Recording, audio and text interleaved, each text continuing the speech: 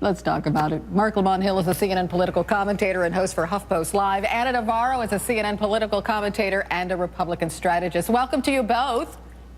Good to be here. Hi, Carol.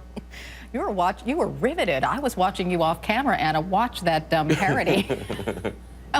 It's hilarious. I know it's hilarious. Okay, so here's the thing. So all of these polls are out now, and it shows not much is happening with Chris Christie. People have the very same opinion of him as they had before. I maintain that maybe this controversy will actually help him because his name is becoming even more well-known, Anna.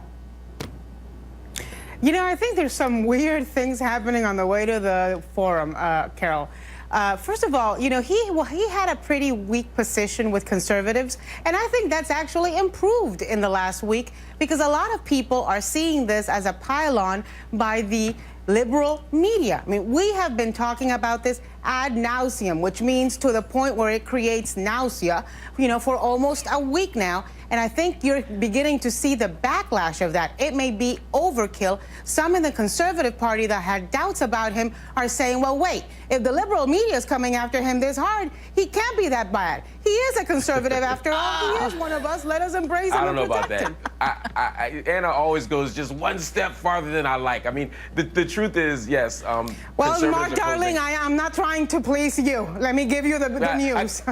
Clearly, there's no doubt about that. No, I mean, conservatives are closing ranks around him because there is a perception that there's a pylon. I agree with that. But in the long term, I don't think that's going to endear him to conservatives who don't think he's conservative enough. If you liked Rand Paul before, you're not suddenly going to like Chris Christie because you think that the liberal media outlets are piling up on him. Another thing is, I don't necessarily consider this a pylon. I think this is a worthwhile investigation to figure out what's going on. But you're right. The polls suggest that this is not going to be a crisis for him if nothing new comes out. The people ultimately believe what Chris Christie is saying. But if new information comes out, if some emails get unredacted, if some source pops up, if anything happens that compromises anything he's already said, now he goes in the tubes for everybody. Well, you know, but if it's just contained to the state of New Jersey, I'm not sure the nation will care that much about it. I'm just throwing that out there. The other thing, let's talk about the bullying question for just a second, because people haven't changed their opinion about that either.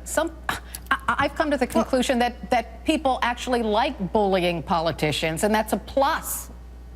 Anna? Well, I think they like politicians that are in charge, but also, Carol, there's been two big platforms that he has had since this came out. One was the press conference, and two was the State of the State yesterday. And in both times, he's come out calm, cool, collected, contrite, apologetic. He's done a good job in those two performances. Mark is right that if a smoking gun comes out, and that's a big if, he is toast. But until then, he's doing a very good job in being sincere and credible in his apology. And I think, actually, the national public and the New Jersey public have never seen this apologetic side of Chris Christie. So it's a new angle we're seeing. See, again, Mark, it's helping him. The crisis is helping him. They've never seen the apologetic side of him. They're used to seeing the bully. They're used to seeing the bull in the china shop. And eventually, Chris Christie's going to have to become who he actually is. He's not going to be this nice guy for more than another few weeks.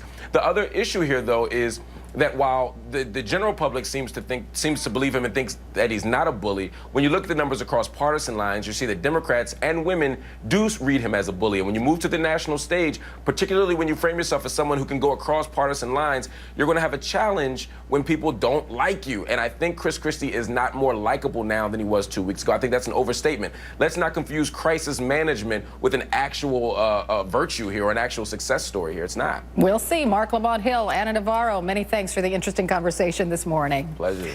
Still to come in the newsroom, senators looking for